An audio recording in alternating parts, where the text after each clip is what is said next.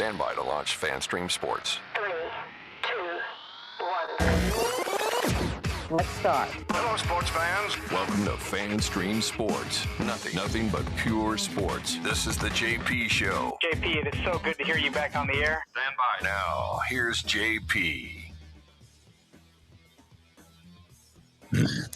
All right, I'm up. I'm around. Rick, I'm out of the food coma, but just barely. Just barely. Happy Thanksgiving and welcome to a live edition of the JP Peterson Show. Yes, we are live. Barely live. And in studio here. Made it all the way to the studio today. I'm very proud of myself because we got a very special. I thought to for you guys, just to give thanks to all of you. I love you all so much, all the Petermans. I thought I'd show up here live on Friday with Timmy. Timmy was going to do a live show, and I said I can't let him go by himself, right? So good morning to you. Happy Thanksgiving, Timmy. Hope you had a good one, my friend. How are you? Still recovering from an evening at AT&T Stadium, a raucous evening at AT&T Stadium, where I spend all of my Thanksgivings over the last, good God, I don't know how many years. But good That's food. Right. You're always there, right? That's a tradition unlike any other, right? Unlike any other, the Lions and the Cowboys. But yeah, we got fed well by Jerry. Thank you, Jerry. And I was in a food coma. I think the entire 40-minute drive home from the stadium, I was in a food coma, and it was late. We hung out late as we usually do at that thing.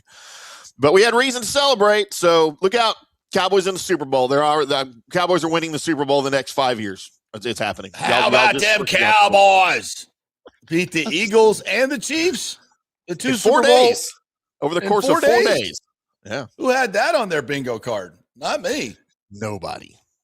Well, I guess it shows if you make a few moves to improve your team during the season, it can help. Yeah. How about that? Jason Light. We got a defense. Hello, now. Anyone home? Jason? Anyone home? He'll hate me for that. By the way, I'm going to do a shot with you this morning. With you this morning. Yes. In honor of Jason Light. All right. Well, I don't have one prepared, but I'll get my coffee here. That's not a real shot. Put some vodka in there. Energy, extra strength. It's extra strength, vitamins, nutrients, caffeine, and sugar. What flavor is that? I don't mind the 5-hour energies. I like those. Same flavor as all 5-hour energy. Ass. Oh, see it. Get the berry, man. The berry tastes great. What was this? This tasted something like watermelon. Oh, gross. Yeah, you got to get the berry. Just the original berry. Watermelon actually wasn't that bad. All right, now I'm ready. Boy, that hits fast. Whoa, that escalated quickly. Didn't it? Wow, that felt good. Maybe it'll get rid of this freaking internet lag we got going, but hopefully it'll catch up. Hope you guys are hearing the show well. Thank you to all your Petermans. By the way, giving thanks to all of you Petermans that have been making this show such a tremendous success that it is. And we really appreciate you guys. I guess Rick is the only one in this morning and Buck's basement. So thank you guys for joining us. We really appreciate it. Rick says, is this live or is it a food coma? It is a food coma. Yeah. And he also says, I need to help Alex Golesh, spelling, move to Arkansas. Well, according to Kalshi, is that the new thing? Kalshi, is that the new, am I saying that right? Kalshi? Yeah, but I don't know why we're talking about that. Why are we doing this? 95% going to Arkansas. Why do we give Alex them any publicity? I don't know, because that's where I saw it somewhere. They say 95. I don't want to say it. I'm going to attribute it because these USF people just get all over me. They say he's moving to Arkansas. The intelligence that I have says basically, as USF people say, well, you have no intelligence. But that's okay. It looks like he's gone to Arkansas. And, I mean, why wouldn't he? It's an SEC job. It's generational money with your buyout. Go there for 2-3 years, win, lose, draw, whatever it is. You'll make more money than you'll ever make in your entire life. So congratulations to Alex Golesh. Well, premature, I'm sure. Yeah, don't announce it yet. If that is what you decide to do, Alex, good luck to you. And bitterness there, I think. Suey pig. No bitterness at all. I'm happy for him. And I'm happy for by By the way, is that Jerry Jones? Is he the one chipping in the money to make all that happen? Oh, he's one Is he of them. They active got a within the bunch. Razorback NIL community? He is very much so. He had everything to do with Sam Pittman getting hired in the first place, and then he had everything to do with Sam Pittman getting fired in the last place. So, yeah, if there's a coach Can being you win hired, at Arkansas? What's that? Can you win at Arkansas in the SEC? Yeah, why not? Well, I mean, if you can win at Ole Miss. I mean, you haven't, but you can. No. I mean, if Lane can win at Ole Miss, can Alex Golesh win at Arkansas? Sure. Allegedly? I would even guess that or pose the statement that it would be easier to win at Arkansas than at Ole Miss. Why is that? I just think it's a more prestigious it used to be a more prestigious program than Ole Miss. I don't know that that's the case anymore, but historically I think it was. Have they ever won anything? I mean, they won a lot back in the Southwest Conference days. Did they? Yeah, Okay. I mean, Jerry Jones, Barry Switzer, Jimmy Johnson were all part of the 61 or 62 national championship team back in the day. You just said 1961, Lord. That was before I was alive. So is it though? Is it? Yeah, actually.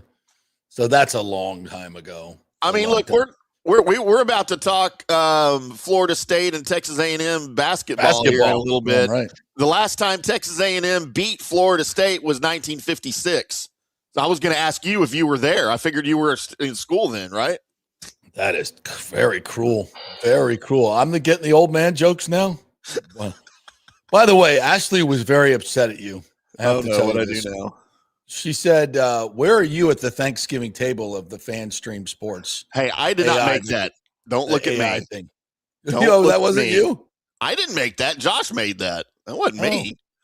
That I didn't know why I was at the head of the table. That confused me as well. I said that should have been what the hell's going on with that? And I'm not even in the tab for everything. What the hell's that? I was in the individual pictures, but not at unless there's one guy on the right-hand side that looks nothing like me. That's supposed to be you. That's supposed to be me? Sitting right across from Mike Fisher. Yes, Cowboys own Mike Fisher. You're fired, Josh. You're fired. His little AI tool, yeah. Would you maybe put that up there so the folks can But I was down there with, I don't know if I even have it. I was down there with Orestes, though. Me and Orestes down there talking baseball at the head of the table. I like that part of it. Yeah. That was our Thanksgiving gift to all of you. Yeah. Probably hurled after you saw that for sure. Rick did say something nice. He said, thanks for working today, gentlemen. I'm glad I'm not the only one. Yeah, right. There's a few of us. There's a few of us working, if you can call this work. All right. Yeah. But so, by the way, Luke Loucks is going to join us. He's kind of the main reason we're in today, to be quite honest with you, because it's the only day we could get him on live. So the new Florida State coach is going to join us around 11:30, maybe a little bit earlier, but we will see. They're doing a shoot around at Benchmark International Arena right now. And then when they're done, they're going to pick up the telephone and hopefully get us on StreamYard, and we'll have Luke Loucks on.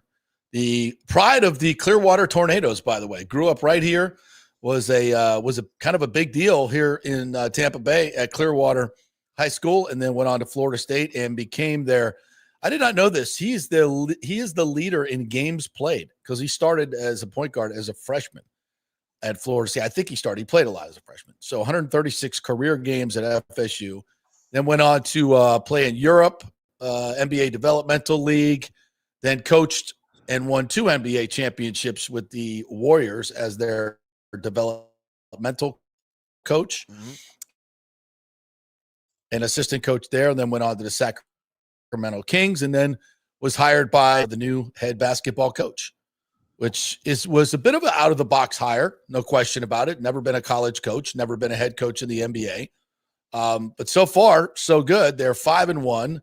And their only loss came at Gainesville to the defending national champions in a game that they were up by 5 points, I think, with 7 minutes to go.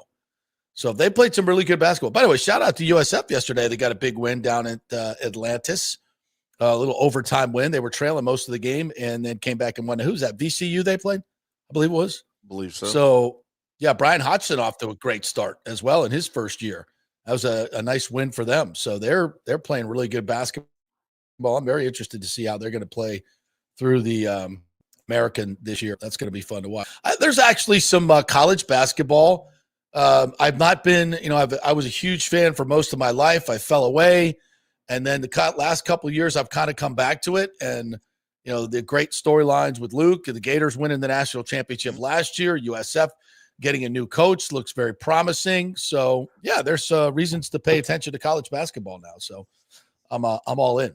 All right, we got a lot to get to here today in terms of news. And did a little bit of work yesterday just in terms of calling around and talking to people. Waiting on some text back this morning, so we'll see what happens. But the betting markets, okay, out there, all in many reports, but not the biggies. Pete Thamel hasn't reported this yet. Brett McMurphy hadn't reported it yet. It's not been finalized that Alex Golesh will be the next head coach at Arkansas. So we don't know. We don't know. It has not been finalized. It might be 90%. Wink, wink. USF folks, but it's not been finalized. It's not, and I won't dare say it. I will say this. It appears like USF is planning on making or having to hire a coach. That smoke is kind of in the water. Smoke in the water? Smoke on the water? Smoke in the water. Yeah, smoke in the water. So that's kind of smoldering out there. Where are they going next? And if I may, if indeed Alex Golesh were to move on to Arkansas, I think a very interesting candidate is our own good friend, Anthony Becht, who is very much interested in becoming the new USF head coach. Obviously has had great success in the UFL, XFL. What are we calling it, Timmy? You're the expert. It's the UFL now. UFL. United Football League, yeah. What do you want? 2 championships? St. Louis? And then was in the championship game, right? 2 or 3, I think. Extremely.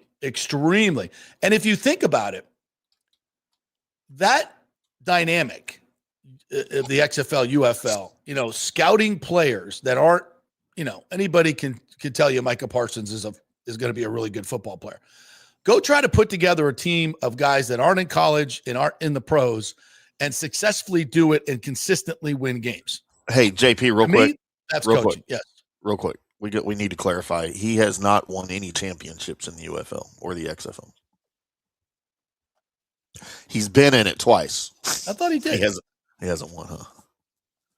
Oh, I just don't want that going. I don't want that division then. Yes, I don't. I just don't want that getting back to Anthony. He's like, "What are y'all doing to me over here?" Well, he's been very successful, is my point. So he has been one of the mainstays in the league since it was the XFL in 2020, right? To the transition to the UFL, and they are at the top of attendance in St. Louis every year. They are at the top of the standings in St. Louis every year in whatever league they're affiliated with. So, yeah, your point is he's a hell of a head coach, and he deserves a chance. Yeah. Yeah, and when you look, and you can expound on this more, Tim, because you're more familiar with the league than I am. But it is, you have to have a great eye for talent because you're looking at all the tweeners, right? And you're bringing them all together in a very short space of time, teaching them. I mean, training camp, I think, is maybe a month. And you're bringing together a whole new group of players every year. So you've got to go out and procure new talent every single year, bring them together cohesively, teaching them and developing your players and winning games. And also, that's managing games, calling plays, winning games. I mean, that's a big skill set. And then you also throw into the fact that he's, 13 years in the NFL, a former number 1 pick, has been involved with the game. And not for nothing, he kind of developed this one kid called Rocco, his son, into being the great, statistically the best quarterback in the history of Iowa State. That's not too shabby.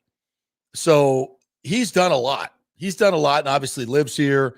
And I think it would be a very, very interesting candidate for USF. Somebody's going to hire him, and I think he's going to be a really, really fast riser through college football. He understands the NIL. He's extremely prepared.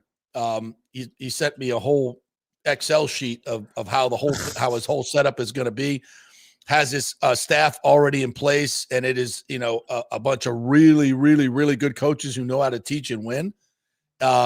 It kind of gives me a little bit of a younger Kurt Signetti vibe, where he's really buttoned up, knows exactly what he's doing, who the coaches are going to be, what the system's going to be, how he's going to do it, how he's going to get it done, what the budgets are going to be, all of that. It's all, here it is. This is my plan. Very impressive. And if you've ever met Anthony, he's the alpha dog, right? He is the alpha dog. He's a big mofo, number one.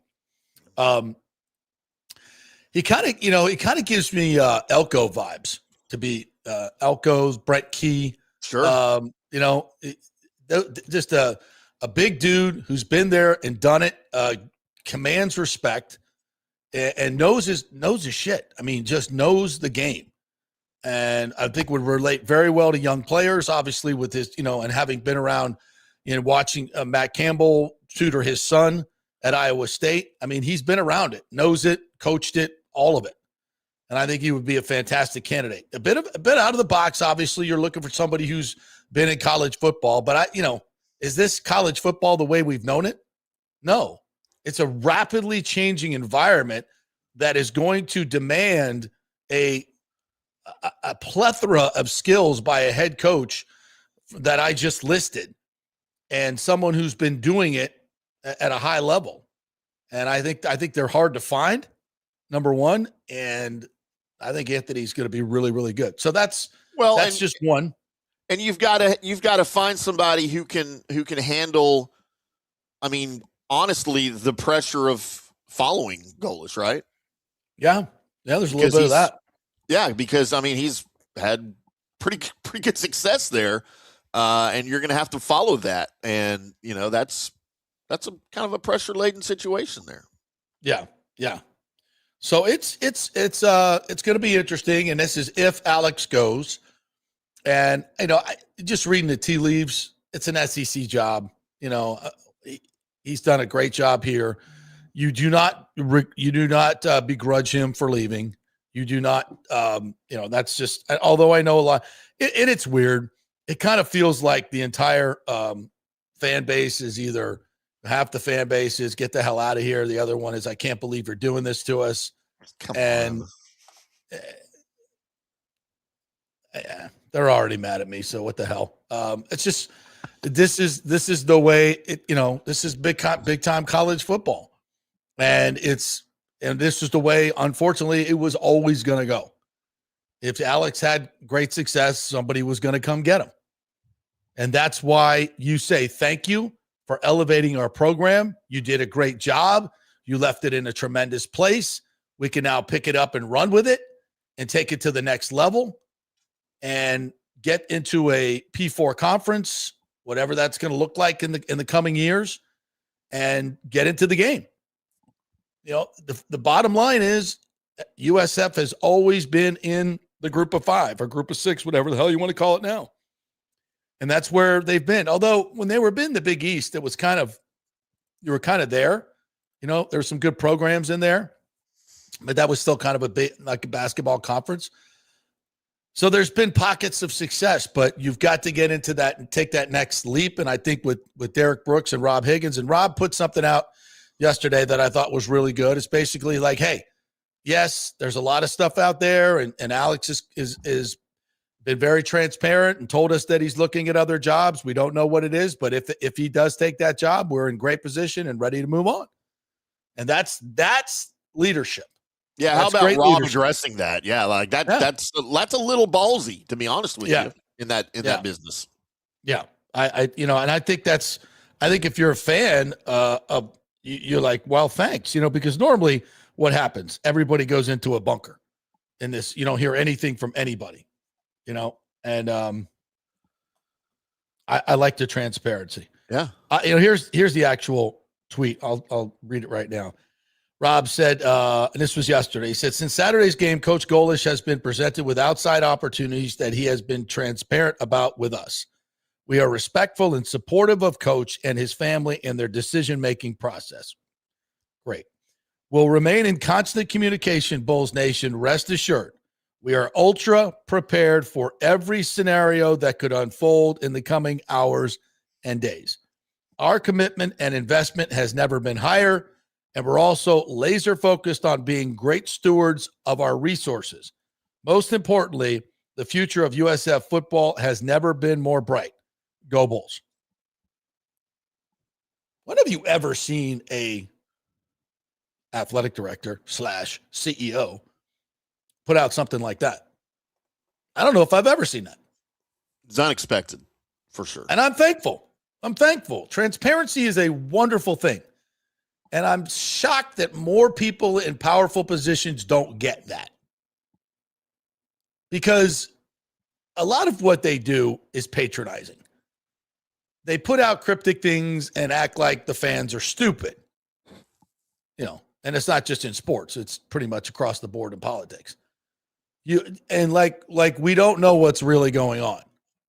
Or they just stay silent when the chaos is just reigning. And that leads to what? Rampant speculation of all kinds of shiz that's going on. But if you're transparent with your fan base, number one, I think they really appreciate it. Number two, and this is important, builds trust.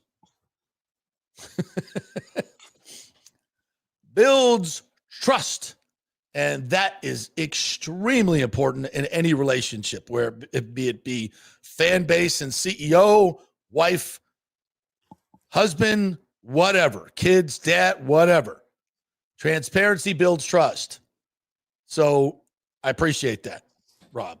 And again, they'll be able to have a really good shot at I think getting some very talented coaches to come to USF. I think it is a absolutely burgeoning program right now with the new on-campus stadium coming. It's fantastic. So if you're USF, I would not get pissed off about anything except let's go beat Rice, have a crazy good senior day, and see where it goes from there. Now, this is the other part. Byron Brown. He could opt for the NFL, which honestly, I think in this quarterback market might be a pretty good idea. I don't know about you, Timmy, but I don't know what this quarterback draft class is going to look like. But there's certainly nobody in it that, I don't think Fernando Mendoza is really doing it for me. I think he's good, but I don't know. I don't know if he looks like a knock 'em dead NFL can't miss quarterback. And he may be at the top of the list. I don't know. Well, I think everybody's got Dante Moore at the top from Oregon. Now, as it is now, at least that's everything I'm seeing. But Mendoza's certainly second. Ty Simpson at Alabama, probably third. Lenora Sellers and John Mateer, their seasons, well, especially Sellers, his season's gone to crap, but I still think he's highly regarded in the draft. Yeah, I like him. Yeah, I don't know about Mateer, though. But again, it's not a loaded class. It's not. And I don't know where he would rank with these guys. I haven't seen his name on the rankings that I've gone and looked for. He's a bit of a project in terms of him throwing the ball. But he's a talented kid. And I honestly, if I were him, I'd stay one more year. And obviously he has no idea who the next quarterback or next coach is going to be, or if it's Golesh. If Golesh stays, I would 100% stay one more year in that offense. Does Golesh take him with him? Yeah, that's the other thing. I mean, Arkansas needs a quarterback. Fans are talking about. They need a quarterback. Yeah, and if he does, I know it's going to set off a firestorm for USF fans, but it's part of the business. I mean, we're dealing with that right now, JP, here in North Texas. The Mean Green are losing Eric Morris to Oklahoma State. That's right. And everyone is, even though there's been no announcement because there can't be, but he's taking Drew Mestamaker with him. And everyone's freaking out in Denton. Well, I don't blame him. You should be. Yeah. But freak out in a way of like, damn, that sucks for us. Not like, how could you dare take our quarterback? Yeah. He's not your quarterback. Don't get angry about it. Yeah. It's like, no, this is business. The rules state that they are free agents. If you want to get mad at somebody, get mad at the people that effed up college football. not Byron Brown and not Alex Golesh. They don't make the rules. And if you were in their situations, you'd do the same damn thing. Yeah. No, it sucks to be where, first of all, it sucks to be where FSU is right now. Having a coach that nobody in the fan base wants, but you're stuck in this buyout, terrible coaching market. You know, listen, I feel sorry for the University of Florida. You bought out your coach, and this coaching market sucks. Everybody's re-signing. Drinkwitz re-signed yesterday at Missouri. Who's out there? If you don't get Lane Kiffin, what's next at UF? And I don't think you're getting Lane Kiffin. Could be wrong. Well, not me. Everybody else thinks he's going to LSU. Yeah. I don't have any insight into that, as far as you know. I mean, that's where his daughter's boyfriend goes. So, you know. Yeah. Well, it worked for Carson Beck, at least for a little while. Jeez. Follow the boyfriend and girlfriend drama, and then you'll figure out where people are going. So, listen, and UF, if they don't get Lane Kiffin, what a crappy situation they're in. Now you're going to go hire another Billy Napier and be in limbo for another 3 years. College football has never been in a worse administrative position. It's complete chaos, and it sucks because these really good programs are just going to lack consistency. I guess if you're a fan of parity, that's a thing. But with the logistics now and the infrastructure in college athletics, it's literally the freaking Wild West. It's total anarchy. And that's not good. That's not good. You know, you've got these ridiculous buyouts that are crippling Florida State and some other programs that may want to fire their coach. And the ones that do fire their coach and pay these tremendous buyouts are in bad situations, or can be in bad situations. Like if you're Texas A&M, it really doesn't matter. Yeah. You just print the money. Just comes out of the ground. Comes out with the oil. Yeah. I mean, it's just, it is what it is. So look, I think Alex is probably gone, and it's a next, who's next? And hopefully, and if he leaves, I don't really see Byron Brown sticking around. I don't know. We'll see. Derek Brooks and Rob Higgins could be pretty damn convincing and figure out who the next guy is. If North Texas loses Drew Mestamaker with Eric Morris and going to Stillwater, you don't think they're going to make a play for Byron Brown to come to North Texas? Well, sure they are. I don't know why they would leave USF to go to North Texas. I don't either. Money. Money. By the way, how the hell can Eric Morris find Drew Mestamaker and Mike Norvell at North Texas can't get a quarterback? Drew Mestamaker was never a starting quarterback in high school, right? Or middle school. I know. All the more reason, why, FSU, if you'd have called him, I mean, there's a list of about 50 people that FSU didn't recruit that probably would fit that bill. Yeah, Mike Norvell has no idea how to identify what a good quarterback looks like, which is why hopefully they'll get a GM and personnel people that will take that away from him as well. It's a terrible situation at Florida State. There's no question about it. There's no other way to slice it. Does he have naked pictures of somebody's wife? No, it's just it's a money situation, and I think it's also a timing situation. And I think they're smart in this way that, and again, FSU, Michael Alford you're forced into these huge buyouts and contracts. That's not something that he did by choice. Yeah. It's the way the game is played. And it's a horrible, horrible part of this whole process, and it needs to be corrected. Because without that, Norvell would be gone. There's no question about that. And so how to use those resources? Well, you go get a new GM, use more money for players, keep building the program, try to keep the recruiting class together that Mike's put together. It's not terrible. And you move forward as best you can and hope that, as quickly as it went south and he fixed it once, maybe he can fix it again. bring some more people in. Hopefully Gus will leave and take a head job somewhere. We can bring in a real offensive coordinator with a real offense that young players want to play in. There's a pathway to something that could be optimistic, but we'll see. We'll see what goes on. And you and I said very early on in this process when it looked like Norvell was going to be gone, you don't fire a guy just for the sake of firing a guy. You have to have a better option in place. Right. And if you don't have one, maybe the better option is just keeping him and rolling another year. Yeah. And if you want to, do $100 million, $72 million buyout and then get back in a pool of, who's the next Memphis Tulane guy? Yeah, they may be really good coaches at that level, but can they handle the big time? Usually the answer is no. So do you want to roll that dice or just wait another year and see if there's a coaching cycle that comes around, or start working on the next guy and a plan for the future and using that money to improve your program?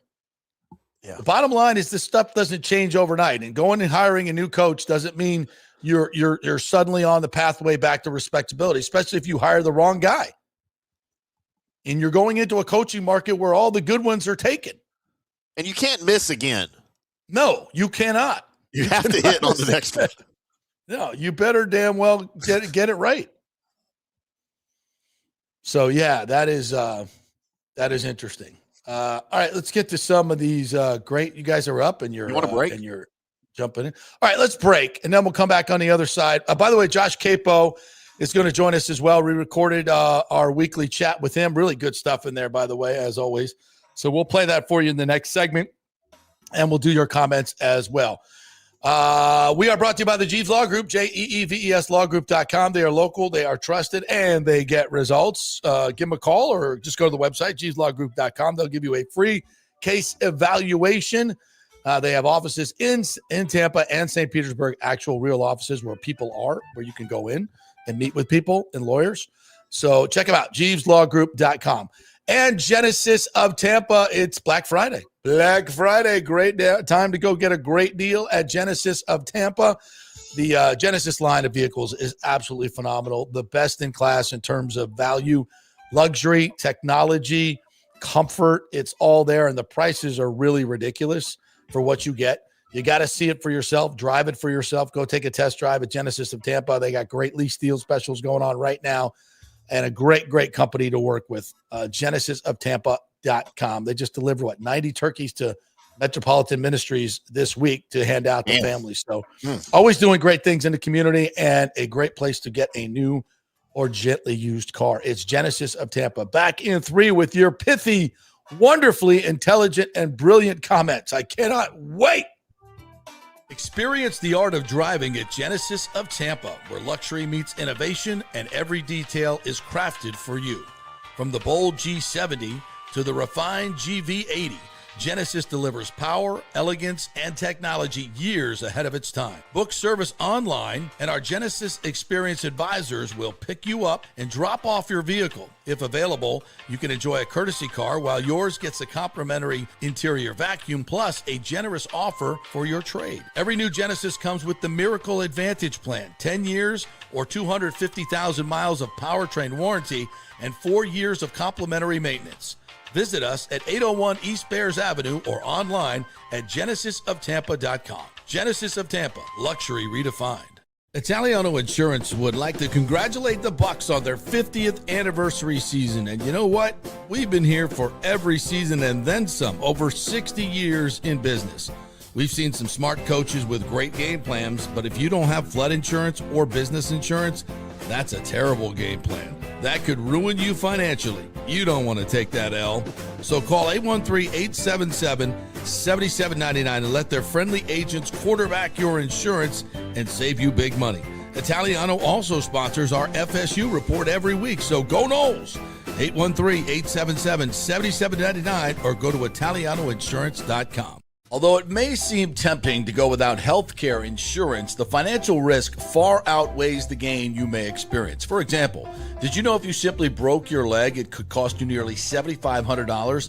Put on top of that a hospital stay, you could be looking at $10,000 to $15,000. Insuring that you don't go uncovered is so important, as according to CNBC, high medical bills are the highest contributing factor to why Americans end up taking money out of their retirement savings, or worse, find themselves filing bankruptcy. So go to don'tgouncovered.com or call 800-669-1505. Now, depending on your income, you can get plans for zero premium. Our experts will guide you through the process effortlessly. They will shop many plans and find the one that's right for you.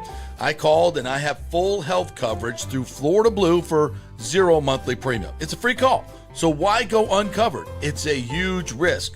Go to don'tgouncovered.com or call 800-669-1505. That's 800-669-1505. Are you having legal issues with a business partner or other legal business issues? The attorneys at Walters, Levine & DeGrave can help. Call 800-616-0384 for a free consultation. At Walters, Levine & DeGrave, we've redefined what a law firm can be with top-tier attorneys, personal service, and 26 years of success. From business law to civil litigation, we deliver smart, client-focused solutions. Walters, Levine & DeGrave recently won a $6.4 million jury verdict from a large real estate developer, and they can win for you too. Walters, Levine & DeGrave. Let's solve it together. Not attorney spokesman. For a free consultation, call 800-616-0384 or go to walterslevine.com. Offices Tampa, Sarasota. Let's go. Right now, back to the show on FanStream Sports. All right, welcome back to the JP Peterson Show as we roll on here on Black Friday. Why do they call it Black Friday? I don't understand that. It seems racist. Totally racist. My kid legitimately asked me yesterday, Dad, why don't they have a White Friday? And your racist retort was the obvious, right? Yeah, reparations. Because every day is White Friday. That's what they tell us, right? Just said reparations. Yeah. Because every Friday is White Friday. That's why, It son. is. Every day is our day, boy. It doesn't work that way, Archie Bunker. Sorry. Love that. See, now this is not going to look good in the text transcript at all. You know, because the context is going to be lost tremendously. That's okay. This. Oh my God. So that's where we're at. I hope you guys had a great Thanksgiving. Did you have a good Thanksgiving, Timmy? What'd you do? The Cowboy game all day. So yes, I had a great Thanksgiving, as I do every year. With your 90,000 of your best family and friends. 104,000 of my best friends. Yeah. And is 104,000? And probably. Is that how many they put in AT&T? 105, yeah, is capacity. Are you shitting me? 25,000 of that is standing room only. I did not know that. And that's all that when you see the videos, everybody running in. That's for the standing room only, yeah. How is that legal? How many people get killed a year by it? And have not had an incident since 2009 when it started, so I don't know. Really? Yeah. Really? I mean, there's lots of fights. You get people in fights every game, but that Super Bowl that was held that I went to, when that was, you couldn't get on the roads because there was ice everywhere. It was the complete debacle. Yeah. There was a report that a shard of ice fell off the stadium and killed someone. Yeah. No, they weren't killed. They were seriously injured. They did not die. So, yeah, because, the stadium, the roof is sloped. Right. And we had the winter from hell. That's why we haven't had a Super Bowl back in Arlington since then, because the weather's so unpredictable.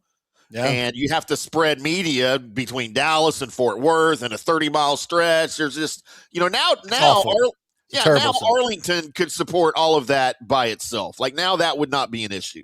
I think they did that back in the day because they wanted Fort Worth and Dallas to be involved, obviously, because it's right. Yeah. I don't know that they would do that now, that they would even care now. But no, because you had ice forming on the roof, and then it starts to melt. Well, you've seen it falls off of your house if you live up north and you see that. Yeah. But back then, they did not have any lip around the stadium, around the roof, and they had to go back in and retrofit it with now 3 foot $2 billion. You forgot the lip. Yeah. Forgot the damn. I don't know who the roofing company was, but they failed. They're no more. I can tell you that. Yeah, they're not around. But there were ice fell off the roof, and think about how tall that is, and the momentum that the heavy sheet of ice will build. Yeah. Why would they not be killed? Wow. So we went over to Palmacia. Thanks for asking. And we had What'd you do for Thanksgiving, JP? Oh, thank you for asking, Tim. Oh my God, the buffet. I'll send you a picture of my plate, and you guys can rag me on this. You can put it up. It was I overfilled. I think I overfilled. By the way, I sent you a little Bucky soundbite that I'd like to run at some point here too. But they do a New York strip, like the big, long tenderloin that they slice off, and they give, you're like, oh, give me a good 1/4 inch there. And they just, and it's just so perfectly roasted and prepared. Oh, and then they had 2 different types of stuffing, the sage stuffing and then the sausage stuffing, which is, I love stuffing. Or is it dressing or is it stuffing? Whatever. They're supposed amazing. To be different things, in my understanding. Stuffing and dressing are 2 different things. Yeah, I think you're right. Just unbelievable. And then the mashed potatoes. So right before I went through the buffet line, they brought up a brand new thing of mashed potatoes. And it was like, you ever see a glass lake where it's just like perfectly smooth? Oh, yeah. Like, I'm like, how the hell do you do that? It was just like perfectly level and smooth. I felt bad even just like digging into that sucker, but not that bad. There it is. Is that egregious? Is that plate egregious? No, I hope you had at least 4 of those plates. That would be egregious. 1 plate? That's not egregious. I did have 2 of these. Okay, well, that's not. Second one was about 60% of that. No, that's what Thanksgiving's all about, JP. Like I said, 4 or 5 of those plates would be egregious, but 2 or 3, no, that's nothing. That's Thanksgiving. Yeah. So that's the mashed potatoes. Oh, they were garlic mashed too. The gravies were perfect. The stuffing, on top you have 2 slices of the New York strip. Just absolutely doused in the horseradish sauce, which I love. Horseradish on beef, fantastic. And then there's what else do we have there? The turkey's all underneath. The turkey's on the bottom, and there's cranberry. Oh, Lord, it's fantastic, absolutely fantastic. Hope you guys had a great Thanksgiving. No mac and cheese though. They didn't have any mac and cheese. The kids were not happy about that, but it's okay. Oh wow, really? Yeah, surprised they didn't have a mac and cheese side. Very surprised by that. Hang on, I'm going to give us a surprise here, JP. Hang on. Yeah. How did Jerry feed you yesterday?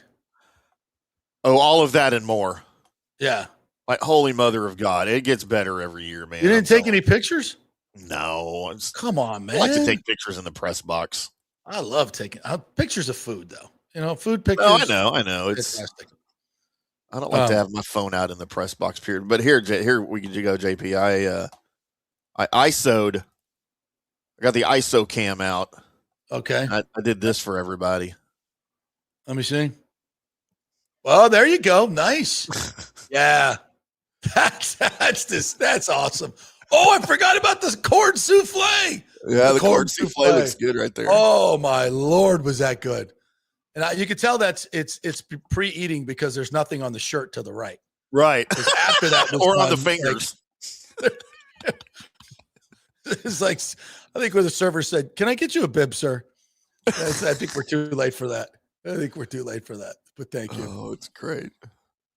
All right, let's get to some of the great comments here. Bucks are 3-point favorites at home. Cardinals are looking for better lately. Mike H., I think, first of all, will Baker play? He says he's going to try to play. During the media portion, he looked like he was throwing without pain.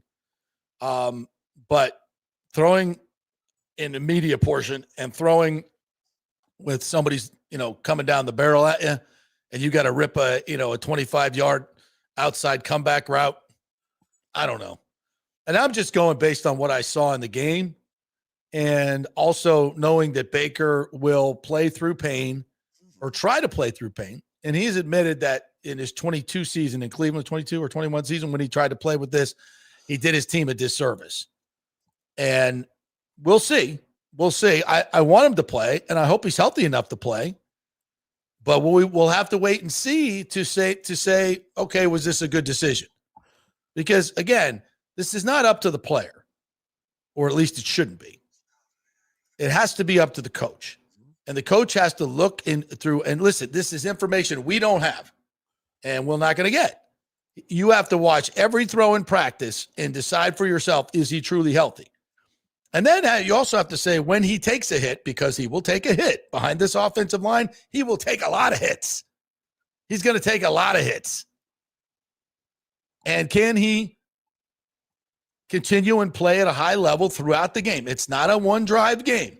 It is a 60-minute game behind what has become a very sieve-like offensive line, especially in the middle. Now, Bredesen could be back. Bredesen is practicing.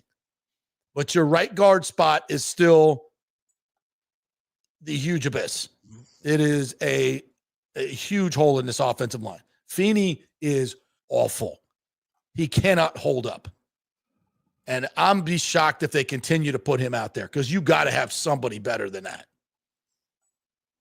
But they need to get Bredesen back in a big way. And maybe, Michael Jordan hasn't been as bad. You can move Jordan to right, and then you're better off. So that's good. But should he be playing? I don't know. And we don't have the information. He says he's good to go. But here's the problem.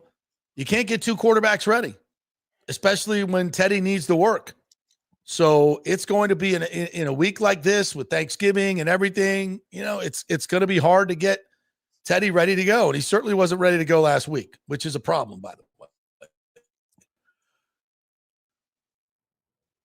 That did not look good. I don't know how your backup quarterback it was a game that was ready. out of reach and in an offensive line that was terrible. But yeah, it's not good. It's not good. And not for nothing. He makes a pass where he throws it underhand and just to get rid of it. He's a savvy guy, and I really like Teddy. And he's coming off the field, and he's kind of laughing about it. I'm not going to make a huge deal out of that, but and then he also said in an interview, like, I shouldn't even be here, basically saying I was on the couch coaching high school football. So this is great. It's a great opportunity. I shouldn't even be here. I'm like, okay, but we're playing for the playoffs now. And this is, and I know he's a serious professional. I'm sure that's just a flippant comment, but it's a bad look. It almost sounds like he didn't want to be there. Teddy's a fun-loving guy. And he's going to make flippant comments like that. So I don't want to make a whole lot out of it. I'm just, if we go out there on Sunday and he doesn't look buttoned up, and I'm not saying, 3 years worth of starting in the same offense buttoned up. Nobody's expecting that. But let's be crisp in our short passing. Let's execute the offense and let's look prepared. Get us in the right plays. You're a smart guy. You've been here for a while. You should know all the checks and all those things. And I'm sure he does. So, we'll see where it goes. So should Baker play? We don't know. We don't know the answer to that. We don't have the information. Only they do. But it better look good. That's all I'm saying. It better look good. Because Arizona will beat you. They've been close to just about everything. With Brissett, especially. Yeah. I'm more concerned with Brissett playing than I am with Mini-Me playing. Greg DeCruz says, and Jack's traveling to Tampa. Who left the AC on outside? It's cold. It's 47 this morning. Tally loves the cold. She would not I'm out there throwing the ball around early, like 7:00 this morning. She wanted to go out. I'm throwing the ball around. I'm like, that's enough. That's enough. Like we've done enough. It's freezing out here. And she just stood there in the park and looked at me like, hell to the no. I ain't coming in. This is awesome. I literally had to drag her ass back inside. She loves it. Mr. King says, I will enjoy a Bucs loss on Sunday. Got to complete the Todd Bowles annual 4-game losing streak. You're terrible. You want to play the Bucky? Yeah. So this is Bucky talking to the media on Wednesday, and really good to see him back. Really good to see him back. Man, your first time being hurt. When I step on that field, like I always say, man, I don't take this game for granted, man. I love what I do every day. I love my teammates. And when I go out there, I play, and I show them that each and every time that I get the ball, I'm trying to make plays and make things happen for this organization and this team to help them in any type of fashion to win football games. So when God takes something away from you and he's telling you to get more closer to him and just lean on him, because just being able to be down and something taken away from you, just being able to, everything was all right because I had the right people around me. Yeah. What was it like? That is not your usual NFL soundbite. And I said this on Twitter ever since we met Bucky, and we've probably interviewed him, I don't know, 15 times. And I've talked to him a little bit, just on the side, not much, but a little bit. Just super nice young man. But he's different. And I mean that in a really good way. He is mature beyond his years. He's very emotional. He's very authentic. He really cares about people. He's grew up in the South Side of Chicago. If you don't know his story, lost his grandmother, who was his mom, on the day he signed his college scholarship. He lost his brother, his 16-year-old brother, a couple of years later to, gun violence in Chicago, shocking development. He's had a lot of tragedy in his life. And, his best friend is Tom Moore, an 87-year-old man, coach that, and who has been away tending to his sick wife.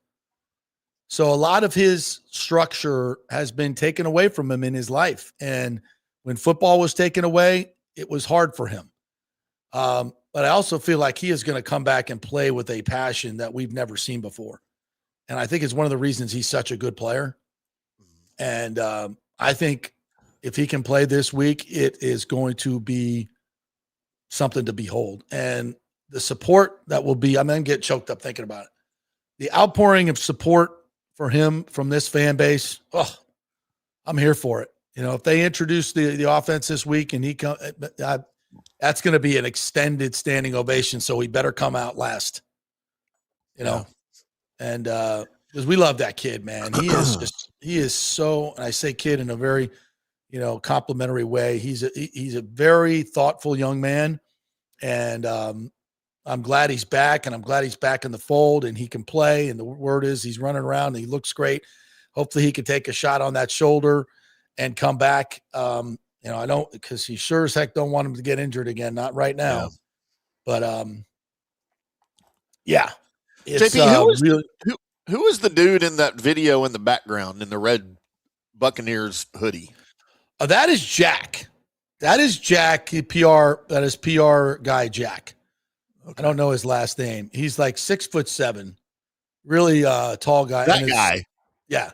Really, really good guy. Why is he not playing for the Buccaneers? Because he's bigger than just about everybody I've seen on the team. He is looking down at Bucky a good 6 inches. Yeah, he's 6'7".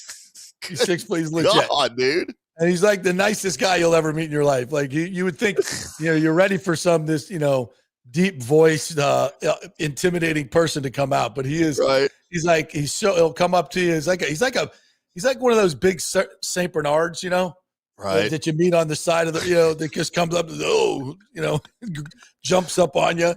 Yeah, he didn't jump. I was up distracted by him that entire nice video. I was like, who is this humongous man of a man like in the background? Why is he not suiting up for the Bucs every week? They need a tight end.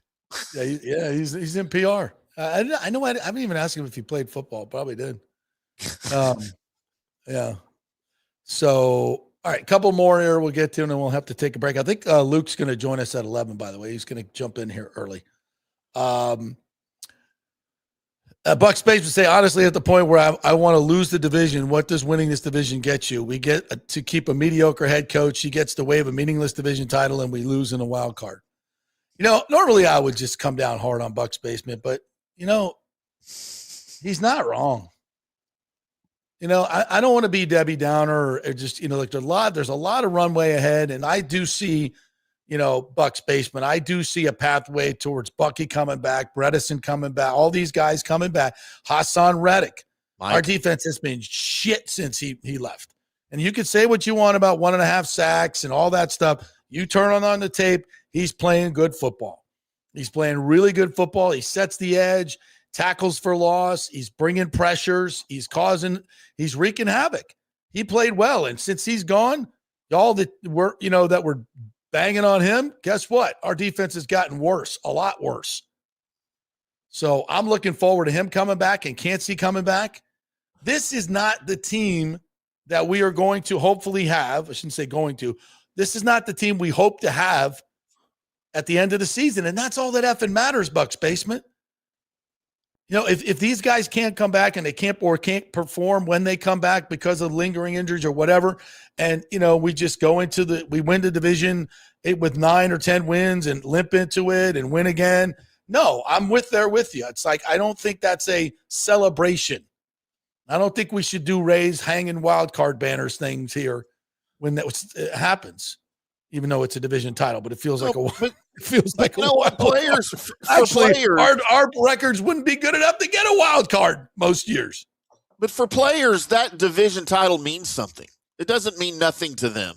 The playoff appearance doesn't mean nothing to them. Those guys are pros, and that's what they aim for at the beginning of the season. Let's win the division. Let's make the playoffs. Whether you think you can go far in the playoffs or not, that's the goal, is to get there and to win the division. And you can't tell a player, well, you're better off if you miss the playoffs and get a better draft. They don't give a crap about their draft pick next year. I guarantee you 100%. They don't even want to talk about it. Right. And how many times have we seen a wild card team make the playoffs back in at 9-7, back when we played 16 games, and squeak into the playoffs and then win the Super Bowl, New York Giants, twice over the Pats? So, I mean, it's just that's I get what he's saying, but it's not realistic. It's not real world professional sports talk. Yes, but there's a sliver of truth to that. No, absolutely. What he's talking about. Yes, we know I agree. what it is. I agree. We know what it is. Hell, Tony Dungy got fired for getting to the playoffs. It's sometimes playoffs just ain't good enough. Getting to the playoffs. A lot of teams make the playoffs. Half the damn league. And how many times have we seen an NFL team underperform, and it was because of injuries that really the coach, for the most part, has no control over? Right. But yet he's the one that takes the fall. Yeah. It happens all the time. We've seen the same thing with healthy teams and unhealthy teams. So Right. let's not just blame it all on the injuries. All right, we'll take a break. When we come back, Luke Loucks, FSU head coach, will be joining us in this second hour at some point. They're doing their little shoot around over at Benchmark International Arena, where they play Texas A&M tonight.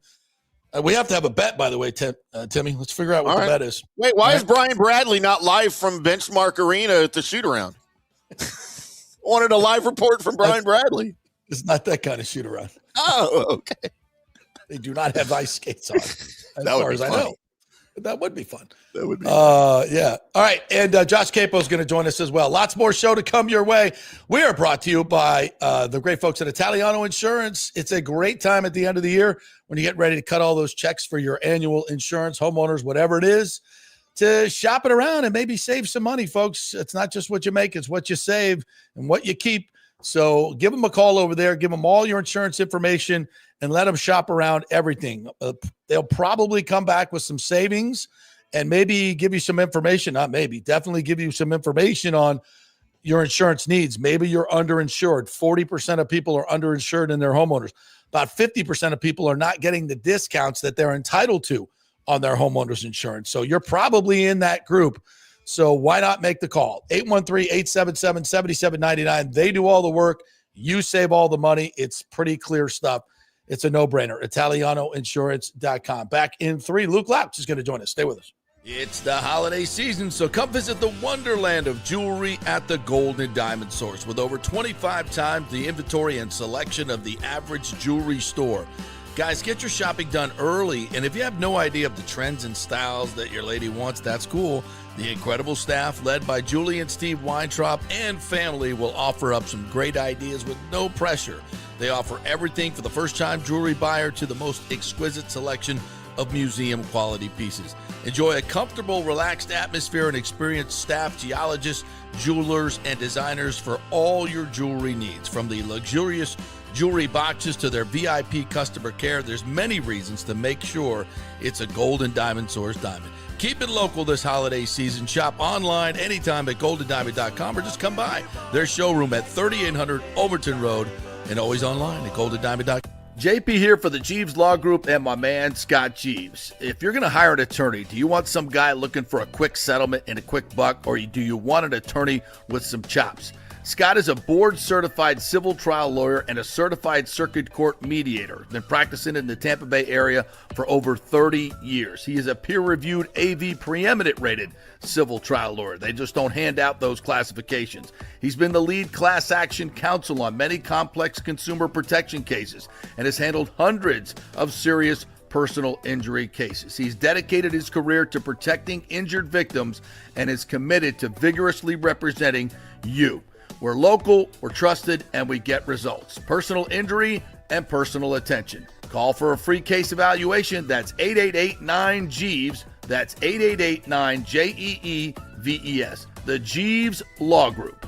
Welcome to Kingmakers, home of the JP Peterson Show studio and Tampa's premier business networking and social club for members only. By day, it's an exclusive, vibrant co-working space with a stylish conference room, focus rooms, a full production studio, and an in-house marketing team. And by night, Kingmakers transforms into a sports-centric social hub with a full sports bar, golf simulator, and exclusive events. For young entrepreneurs and seasoned professionals, it's the perfect place to work hard, play hard, and make big moves in Midtown Tampa. Close the deal, celebrate the win. Only at Kingmakers.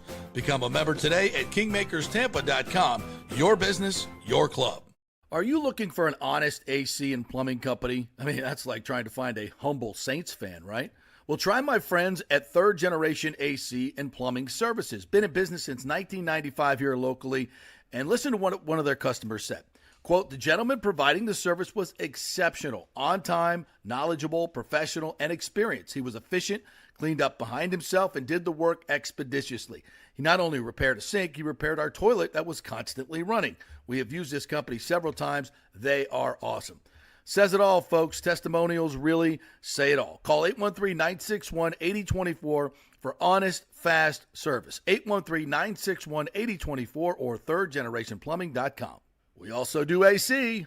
Ciao, Paolo Tini here, owner of Caffè Paradiso, voted number 3 People's Choice Award on Open Table. I want to thank all our loyal family of customers that have been enjoying our great traditional Italian dishes we make from scratch every day. It's a great family story we're proud of. Our family moved from Rimini, Italy in 1984. My dad, Caesar, started Donatello, and that's where I got the start in the restaurant business. I started Caffè Paradiso on South McDill in 1995, and we've been there ever since. From our traditional ossobuco, a veal slow roast for 4 hours, to our daily fresh catch, the Gruppo Paradiso, with a piccata sauce and lobster claw meat, homemade pasta like lasagna, farfalle salchicha, which is a bow tie pasta homemade with fresh sausage. Hold on a minute, JP's favorite. I love it. So come and have a glass of wine with me on South McDill. Get a reservation on Open Table and see all our 5-star reviews. Ciao, see you soon at Paradiso.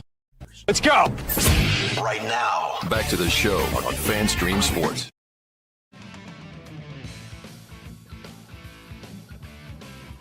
All right, welcome into the JP Peterson Show on this Black Friday. Hope you guys are not going out shopping today. Does anybody line up anymore? Gross. Yeah, you know what? I had a buddy that works at the Fan here in Dallas that texted me just a bit ago. The radio station is right here on Central Expressway, and there is a huge Target and a huge like strip shopping center. It's got like a Old Navy and crap in it, you know. He said there was people at 4:45 in the morning when he pulled into the radio station for the morning show, at least a mile around the corner, like to the next shopping center and to the next intersection in the cold, because it was 45 degrees this morning, waiting in line for Black Friday stuff. Holy crap. People are dumb, JP. Are you serious? Yeah. Yeah. Now I don't get out much, so it's ridiculous. I don't want to save money that much. I don't get that. I do not get that. I do not get that at all. But I can tell you one place that is absolutely the best place to go, and that's the Gold and Diamond stores. Make sure, and it's a lot easier. And there's not going to be a line around the door. They're going to get everybody in orderly fashion. So make sure the Gold and Diamond Source is on your list for Black Friday for our gift card match. Purchase a gift card on Black Friday up to $1,000 and we'll match it, giving you up to $2,000. $2,000 in spending power. And if you cannot come in on Friday, you can still come in on Saturday and Sunday and purchase a gift card up to $500, and we'll match it, giving you up to $1,000 to spend. How about that? So this holiday, make sure you do your holiday shopping at the Golden Diamond Source. Like we always tell you, folks, keep it local. You do not need to go to Amazon for everything, for God's sakes. Keep it local, and especially if you're buying jewelry, you want to see it, you want to touch it, you want to know it's coming from a reputable place, right? That's the Golden Diamond Source. They've been doing this for 40 years. We love them, and I'll see them Tuesday for Giving Tuesday. The Hands Across the Bay charity that Julie runs, and Steve, of course, helps run. Wink, wink. Does all the no. Anyway, they do a great job over there helping folks. So go on over to the Golden Diamond Source. We absolutely love those folks over there, and you will too. You'll become part of the family once you shop there. Trust me on that. And tell them JP sent you. 3800 Olberton Road. You know where it is. All right, let's get to some other comments here and some other business. By the way, all right, so FSU, Texas A&M tonight in basketball. Florida State off to a 5-1 start, I believe. Correct. Their only loss, and I watched that game against University of Florida, the defending champions, and they had them. They were up 5 in Gainesville, and they were on a roll, and then they just kind of took a couple of bad threes, got on the wrong end, and then ended up losing by 3, I believe. But they've been really good, and I cannot wait to see them tonight against your Texas A&M Aggies. You know anything about your basketball team? Yeah, the Aggies are 5-2, JP, and they are coming off of 2 consecutive 100-point games. Wow. Now, they're still averaging for the season just right around 78 points per game, which is quite a bit less than the Seminoles. They're in the low 90s, I think.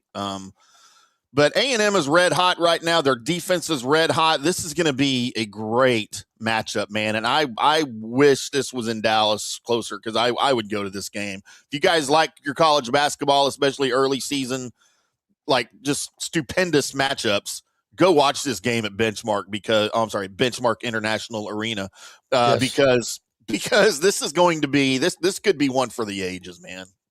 These two teams are very evenly matched, very well coached, and this thing could be epic. Yeah, I'm looking forward to it. It'll be fun. And Luke Loucks here will join us in just a few minutes, and we will get on him ESPN2, by the way, too. If you guys get ESPN2, it'll be on TV. Oh, there you go. Just getting some text coming in here, so give me 1 second here if you want to hit up a couple of comments. Would you like to renew your homeowner's insurance with us? We can give you great rates. Okay. So nothing official now. yet on the Alex Golesh front, but perhaps heading in the Arkansas direction. Which, by the way, it's senior day, Saturday night at Raymond James Stadium. Rice is in town. It's a great opportunity for this team to finish on a high note. Yes, it may be Byron Brown's last game in the USF, but it may not. So go out, support the team. Support them. Let's fill it up for the seniors and Alex, and keep it all positive. Keep it all positive, folks. There's no need for negativity. And by the way, if you want to watch the Bulls win a game, go watch them play Rice, because Rice is absolutely awful. They got blown out by UNT last week, 56-24, and Rice is awful. So go watch the Bulls win a game if you want. Yeah, that's and they'll go up and down the field. It'll be very entertaining. Weather's going to be nice, a little chilly football weather. Raymond James Stadium. Yeah, I think it's a great opportunity, no question about it. All right, what else do we want to get into? Oh, by the way, a little bit on games yesterday. Isn't it interesting how the Lions look so beatable now that they've got a bunch of injuries? Offensive line, I mean, they're a little beat up, and boy, Jared Goff was getting smoked yesterday. Smoked. And the Cowboys, holy Christ. George Pickens, did we see this coming? I mean, we knew he was good. Look, did we know he was that good? Yesterday was his worst game as a Cowboy. He had 6 catches for 88 yards, no touchdowns. I think he had one catch in the first half.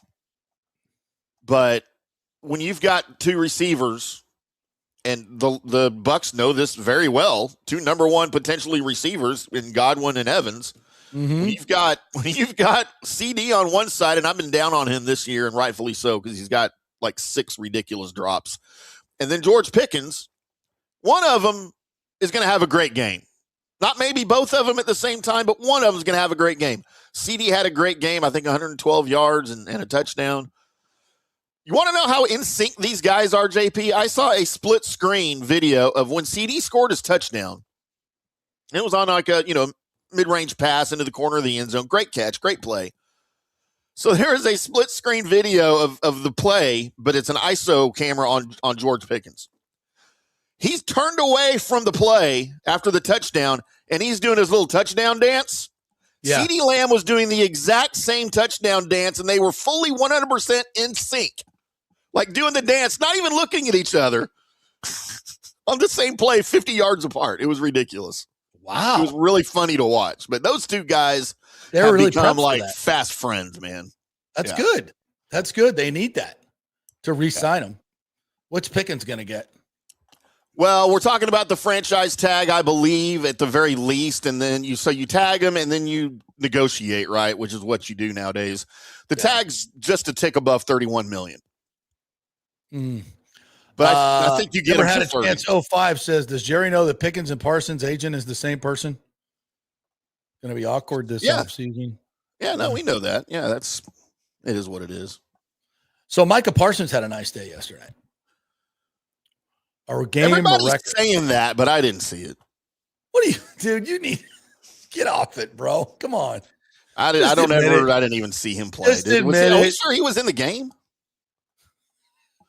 The Packers smoked the Lions 31-24, and he dominated. He was wearing Goff's jersey most of the freaking game. And how about, what's interesting?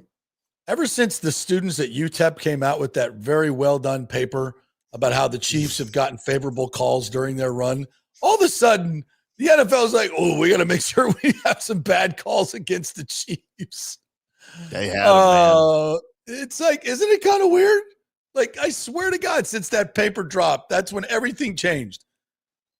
I don't know. Maybe the Cowboys had their share of calls against them too, because I guarantee Jadeveon Clowney, I saw at least 5 holds on Jadeveon Clowney in the game that didn't get called. That's another piece that maybe the Bucs could have picked up on the way. The Bengals beat the Bengals. Boy, Joe Burrow 32-14 over the Ravens. Yeah. So every underdog won yesterday, right? Dallas was a dog. Yeah, every road team and underdog won yesterday. And the Chiefs were a road team. Yeah, right. My bad. Yeah. But the Cowboys were underdogs. They were home dogs, weren't they? Yeah, they were. I think 2.5 points. Yeah. Yeah. How about that? Interesting. But you know what? I'll tell you this on the Micah Parsons front, JP. I don't have hatred towards Micah Parsons. I like this defense the way it is right now with the Cowboys, rather than having Micah Parsons here from the beginning of the year, because I think the defense as it's set up with Quinnen Williams on the inside is better than this defense would have been with Micah Parsons lining up all over the place. Nothing against Micah Parsons. Yeah. I just like it better. And an inside linebacker too. What's his name? Logan Wilson. Who did they just get? Logan Wilson. Yeah. How's he playing? He's playing very, very well. And here's the thing with Logan Wilson. You're not going to see him on the stat sheet, kind of like Hassan Reddick, affecting plays for the Bucs. Logan Wilson has been outstanding in pass coverage this season since he's got here. Now in 3 games, and I did not expect that. Yeah. And what did he get? Cost you a 7th round pick? For Logan Wilson, because the Bengals had that cast him aside. He wasn't even a starter. Yeah, he was. Because the Bengals were going young, and they wanted to put 2 rookies in there. It's fine. They got nothing to play for, and they've been not so good. But that was a piece that Jason Light definitely should have jumped on. 100%.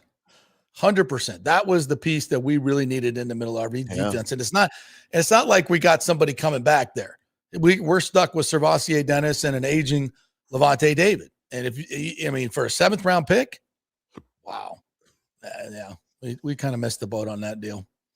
Looks like it. Just saying. Yeah. All right, back to our commenters here. Rick asked, was JP at the kids' table? No, sir. Well, sort of, I guess, because the kids were at the table. We allowed the kids at the table. Mike H has got the merch. The pullover is very high quality material. It has a soft inside liner. I'm wearing it right now, by the way. I'm afraid to wear it and mess it up. The hat is really nice too. I'm wearing the same merch that you got probably. Look at this beautiful baby. It is nice. It's really high quality material. It's warm, but it's thin, which is perfect for Florida. Mm-hmm. You know, you don't want to be running around in, some big old puffy jacket just to look cool. Except you do. Hey, put that back up on the screen, JP. What's that? That comment. Put Mike's comment back up on the screen. Okay. I'm going to screenshot it. Mike, we're using you in our promotional materials. Thank you, Michael. Good stuff. All right. Abraham V. Cherry said, happy Thanksgiving, JP and team. Sorry, I forgot your name, Tim. What about Gruden to USF rumors or Deion Sanders? Derek Brooks is a kingmaker. I will say this. Derek obviously is extremely well connected with all those guys. Deion brings a ton of flash, and he brings a ton of notoriety and brings lots of money. Is he a great tactical coach? No. Is he a teacher and developer of players? I don't know. Do we know? Unless you're related to him, we might not know. Yeah, if you're with him since birth, clearly he develops you very well and passes on his genetics, which don't hurt, by the way. No. But if you're outside of his family sphere and genetic sphere, maybe not as much. Listen, I think Deion is learning his way through coaching, and he brings a lot of positive attributes. And I think USF could do a hell of a lot worse than Deion Sanders, quite frankly. And I said it back then. If he'd have gone to USF, he probably would have been gone by now or be leaving this year because he'd have won 10 games with the talent that he would have brought to USF in this schedule that they play compared to a Big 12 schedule. I think he would have won 10 games every year and had his pick of it would probably be headed to the University of Florida today. That's my guess. And but that he jumped in a really, really deep pool. You saw what he did at Jackson State. Now, obviously, the American's better than the SWAC, but right. I think his results would have been very similar at USF as they were at Jackson State. I think he would have dominated the league with Shador and Travis Hunter. Are you freaking kidding me? Because they'd have come with him. Yeah, I think Deion would do great. John Gruden, I don't know. I don't know about Gruden.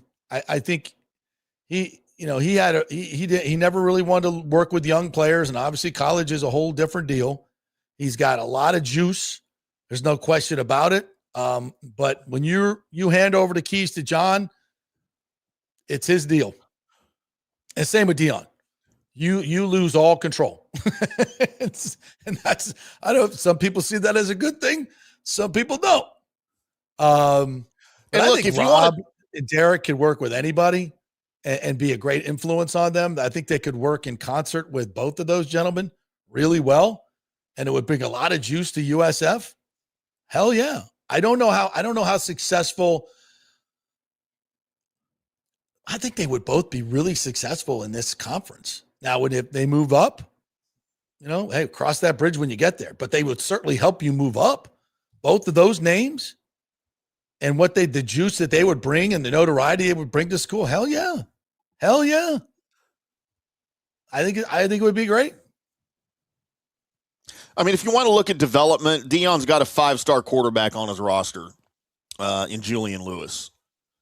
And he's a true freshman. He's only started 4 games, and he's 0-2 in their starts. Is that on him or is that on the team? Is that on I don't know. I hate records when it comes to quarterback starts, because it's a team sport, right? Like it's not always reflective of the quarterback. He started 2 games, so he's 0-2 in those starts. But he's got 4 touchdowns, no picks.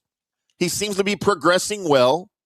So he's developing, but developing slowly. We won't know for another year or two if Deion was able to bring him along and turn him into a star quarterback, But I think Julian Lewis, the way he turns out, will say a lot about Deion and his ability to not just recruit, but his ability to develop guys. Because there's your 5-star quarterback. You worked a lot to get him. He made the decision to come play for you, Deion. And if he turns into a star, Deion gets all the credit. If he doesn't, Deion gets all the blame. So that's something to watch up in Colorado. Great point. I think it's a fantastic point. And there are health concerns about Deion too. Oh, yeah. So that has to be purely vetted. And I also know that when Gruden was up for the job, when Golesh got it, that they vetted him and decided that they weren't going to go in that direction. Now, a lot has changed since then. Time has passed, with the emails and all that. And it's a much different organization at USF as well, in terms of CEO and Derek Brooks and new president, all that stuff. So I think that there's probably a reset there. And I think John would get maybe a more favorable look at. And that's fair. All right, so actually, let's go to Josh Capo right now while we await Luke Loucks jumping in here. And if Luke jumps on, we'll kind of bail out of Josh and go back to it. So let's jump in here and talk a little Bucs football with the great Josh Capo, our weekly film study with Josh from Pewter Report. All right, we welcome in Josh Capo for a Thanksgiving festive edition of the JP Peterson Show tape breakdown. Josh, how you doing? Happy holidays. Happy Thanksgiving, my friend. Same to you, JP. I've got a lot to be thankful for, and the Bucs maybe don't. Buck fans searching for something to be thankful for.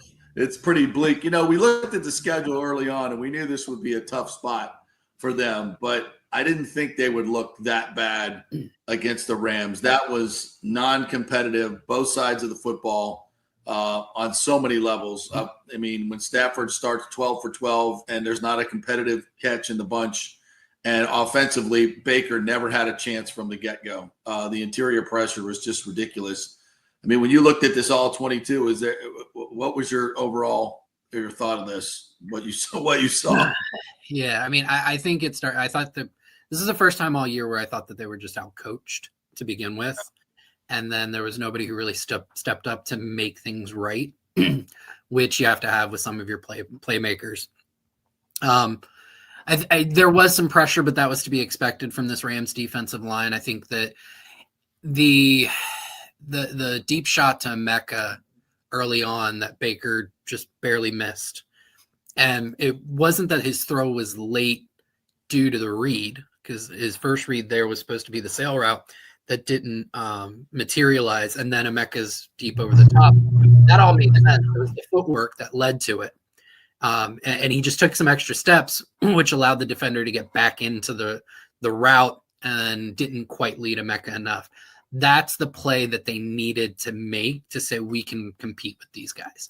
And Baker, earlier in the year, he made them right in a lot of different ways, made some fantastic plays. That was the one that really was needed there. If you're going to say, hey, we're probably down in this one in terms of talent level because of the injuries, but this is how we're going to have to win this game. And it wasn't there. And then like I said, I thought they were outcoached. I thought this was the first time where Josh Grizzard really just didn't have answers for the defense. The defense seemed to know everything that was coming. There were multiple screens, wide receiver screens where the perimeter defenders were all over it, right? Kobe Bryant blew up between Ryan Miller and Kate Otten not being able to fend him off on a screen to Emeka and him just blowing it up. Later on, something similar happening where a blitz where the screen probably would have hit, but the blitzing nickel is able to deflect the pass. Just all of that. None of it was there. The one time that I think Grizzard had something decent as a counter was the touchdown to Tez, because that was actually a wrinkle off of their screen game where there was a fake screen to Emeka on the right, and the Rams kind of bit for it, and that opened Tez on the backside to the left, and Baker made a fantastic throw there. Just that was about it, and then once Baker went down, Teddy wasn't going to be able to do anything. So it's a fantastic team. That's probably the best team in the NFL, but you would have liked to have seen the Bucs be more competitive. Going back to like the Seahawks game, they won the Seahawks game, but even if they had lost, just going punch for punch with one of the 3 best teams in the league, hey, that's a playoff matchup you feel decent about. This was a playoff matchup where you just feel like you got toasted. And it was the same thing on the defensive side of the ball. This team looks so much different without their top front 4. Yeah. And then Bowles has to try and scheme around it. And when he runs into a high-end offensive mind that's ready for him, McVay just made him look silly. Yeah. Yeah, it was embarrassing on multiple levels. And let's talk a little bit about that, because defensively, it feels like they have no answers right now. And we can't, and I think people think Kancey and Reddick are okay players. They're better than okay, and they were playing very well together. That starting front 4 that we had hoped to have, I think, is formidable, and it changes the way Todd Bowles can coach in terms of coverages and what have you. Talk a little bit about that dynamic and the fact that we might get Kancey and Reddick back. Reddick's definitely coming back, hopefully in the next couple of weeks, but Kancey, maybe a little bit towards the end of the season. So talk a little bit about that dynamic, if you would. Yeah, I'll kind of start with Reddick. Through the first 7 games of this year, and we go back to what Todd Bowles said in the offseason, which is we need to be able to rush with 4 more, right? He's at his best when he can blitz out of creativity, not necessity. So the 7 games that Reddick was in, the Bucs, when rushing just 4, had a really solid pressure rate of 34.4%, and they were getting sacks about 7.6% of the time.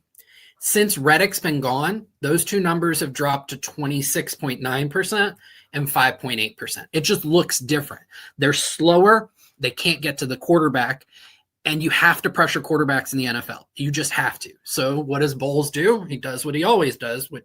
He's got no other cards to play. So now he starts sending second-level defenders, whether that's through sim pressures or through blitzes. But the offense knows they're coming because they know they can't get home with 4. And so now you're leaving these voids behind that pass rush, or you have outside linebackers in coverage, because the idea there is just occupy a space long enough to allow the unexpected defender to get to the quarterback. But because the offenses know it's coming, it just doesn't work like it's supposed to. And now you've got these large voids, and when you have players who aren't playing well, like Zion McCollum, and he's getting picked on, it just leads to an absolute bloodbath. And that's where they're at. When you have Kancey and when you have Reddick, Bowles can be more creative and unpredictable because he can win with 4. Reddick can get pressure. Yaya can still get pressure. Neither one of them's like a number 1 dominant alpha, but they set each other up really well. They also set up Vea and they set up Kancey, because one of the things I'm sure Bucs fans saw all night against the Rams was the Rams are running all of these stunts and twists, and all of those guys, the way they get off the ball and work off of each other, it collapses everything around them. And you go back to week 1 against Atlanta, Michael Penix made some absolutely amazing plays in that game, but that's what the Bucs defensive line looked like in that game. You had all these stunts in games, and then in crucial moments, then Bowles was able to bring out these creative blitz packages, which that's what the Rams did. You saw outside linebackers for the Rams or defensive ends dropping into coverage, and all of a sudden 2 or 3 defensive backs were just overloading one side. That's what Shula was able to do for the Rams, and that's what the Bucs can do when they have all of those horses. I've been thinking through it from a roster management standpoint, and I really wish Jason Light would find a depth edge rusher who's just a designated pass rusher. So that way when injuries happen, which they do, you lose a Reddick, you still have somebody on a passing down, you can come in and you can still try and get after it with 4. He may not play the run well. Don't put him in there on 1st and 2nd down. Just get to those money downs where he can create some havoc. It's something I wish they had. You mean like Jalen Phillips that went to Philadelphia? Well, Phillips can play the run too, but yeah, That's I mean, right. Phillips Well, yeah, I'll take either one. Yeah. So, but no moves at the deadline looks even worse now after this bye week. That's a tough one because Anthony Nelson can play he is an adequate all-around guy, but he doesn't bring enough juice, and you lose so much in that one aspect of the defense. The guy who I was kind of thinking about, he's somebody I wish the Bucs had gone after 2 off seasons in a row now, is Josh Uche. Uche is, he's smaller, he's quick, he can turn the edge. You don't want him in there on the early downs, but you put him in on 3rd down or on 2nd and long, and man, can he get after the passer and still allow you to do creative things from a pass rush standpoint. Yeah, that's a great idea. Let's talk a little bit about Baker right now. What are you seeing from him? Obviously, the injury is what it is. For those who don't know, it's they say a mild sprain to the AC. I said on my show on Tuesday, I don't know. That's not what I saw. And there's been a lot of subterfuge with the injuries this year. I mean, we just haven't had a whole lot of clarity on when guys are coming back for whatever reason. And hearing that this is a mild sprain and he may play this week, I don't know about that. It sure looked a hell of a lot worse than that. So I don't know. I'm not the doctor. My point is, I don't think he's playing this week. I think this might be more of a ploy for the Cardinals to not know. And obviously it's a competitive advantage to not know who the quarterback is going to be. I get it. And, why not play that game if you can play that card? I totally get it. I don't think he's playing this week. I don't think he should play this week. He needs some time to rest. And, you got Jacoby Brissett, who is playing better than Kyler Murray.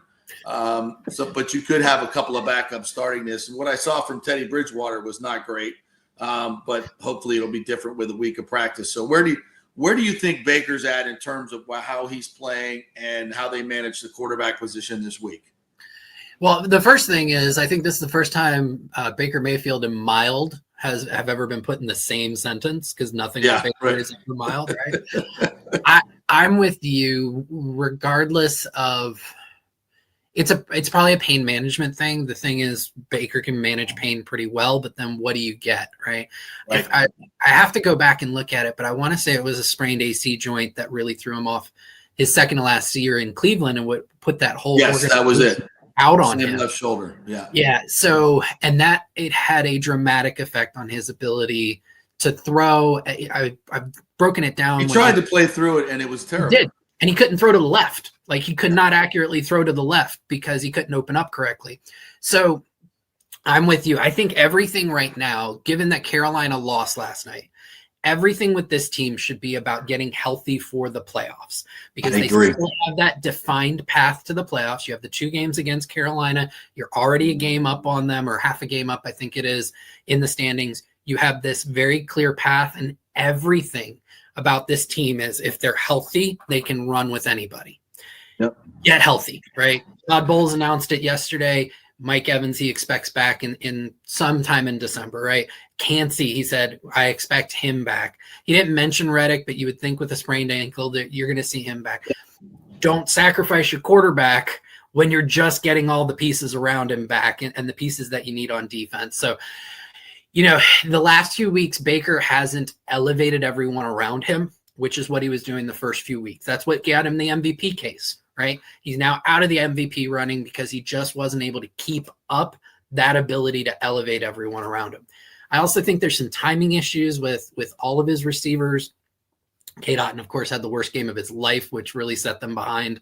But timing, I don't think guys are quite in the right spot where he thinks they're going to be. And then also you have Emeka is being miscast as an X right now because they don't have Mike.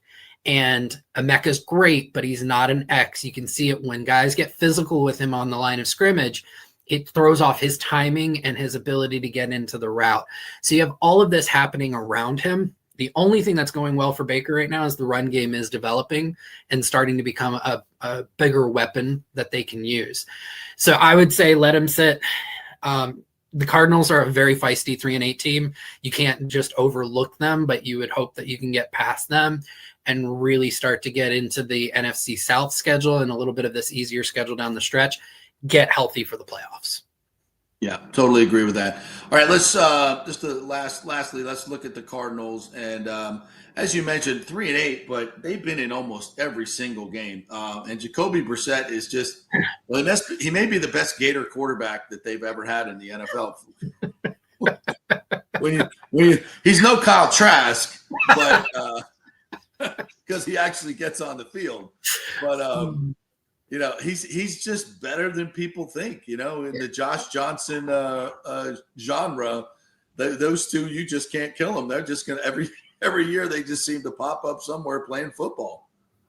Yeah, a few years ago he was in for Cleveland, I think, when Watson was suspended or whatnot, and Cleveland played better with him. And I honestly think this Kyler injury, it's kind of been like a shadow benching, I think is the term that everybody uses these days. But that offense plays better with Brissett because he's on time, on schedule.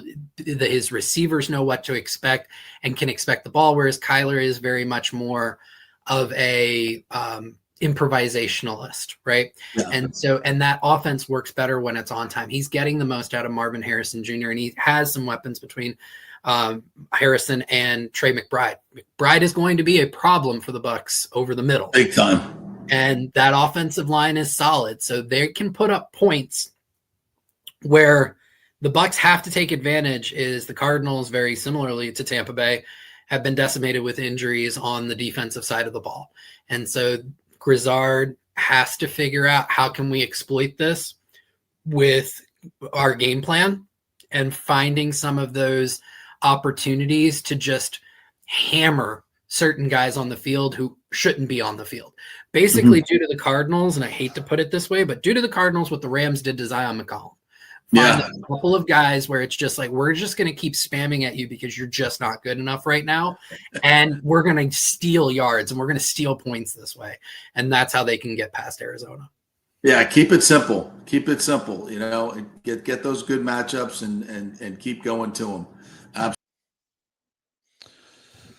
All right, that was Josh Capo. Sorry, Tim, I just dumped out of that because I want to get to one more break. Luke Loucks is on his way to the interview room, and we will be expecting him quickly. So let's go ahead and take a break, our final break. We'll come back on the other side and hopefully have the FSU head basketball coach with us here. We're brought to you by the great folks at the Gold and Diamond Source. Do not forget, it is time for their Black Friday sale, and it is coming up today. Here's how you take advantage of it. Up to $1,000, and we'll match it, giving you up to $2,000 in spending power. If you cannot come in Friday, or you can still come in on Saturday and Sunday, purchase a gift card up to $500. We'll match it, giving you $1,000. So get in there today. $1,000 will match it and give you $2,000 in spending power at the Gold and Diamond Source. Great folks over there. Julie and Steve Weintraub, great benefactors here locally, a great local company. You don't have to buy everything on Amazon, folks, especially if you're buying jewelry. Go in and visit with the staff there. They are phenomenal. The Gold and Diamond Source. Back in 3. Stay with us. Hey, JP here for my concierge medical professional, Chris Lugo, PA. You've heard him on the show for a couple of years where he shares invaluable medical, nutritional, and supplement advice. With Chris, it's like having a medical provider as your best friend. What I love about this concierge service is the convenience and support he offers. I can text or call him 24/7 with any questions or concerns, and he'll promptly call in a prescription if needed. No office visits or copays required. It gives me peace of mind knowing I have someone genuinely invested in my health, not just focused on insurance profits. And the best part, the Bay Area Modern Medical Center's personal concierge service is more affordable than you might think. Don't let insurance companies dictate your health care. Take control of your health and wellness today. Visit BAMMC.com for more information and to schedule your initial free consultation. Empower yourself and take charge of your personal health with BAMMC.com. Experience the art of driving at Genesis of Tampa, where luxury meets innovation and every detail is crafted for you. From the bold G70 to the refined GV80, Genesis delivers power, elegance, and technology years ahead of its time. Book service online, and our Genesis Experience advisors will pick you up and drop off your vehicle. If available, you can enjoy a courtesy car while yours gets a complimentary interior vacuum plus a generous offer for your trade. Every new Genesis comes with the Miracle Advantage Plan, 10 years or 250,000 miles of powertrain warranty and 4 years of complimentary maintenance. Visit us at 801 East Bears Avenue or online at genesisoftampa.com. Genesis of Tampa, luxury redefined. Italiano Insurance would like to congratulate the Bucks on their 50th anniversary season. And you know what? We've been here for every season and then some, over 60 years in business. We've seen some smart coaches with great game plans, but if you don't have flood insurance or business insurance, that's a terrible game plan. That could ruin you financially. You don't want to take that L. So call 813-877-7799 and let their friendly agents quarterback your insurance and save you big money. Italiano also sponsors our FSU report every week, so go Noles!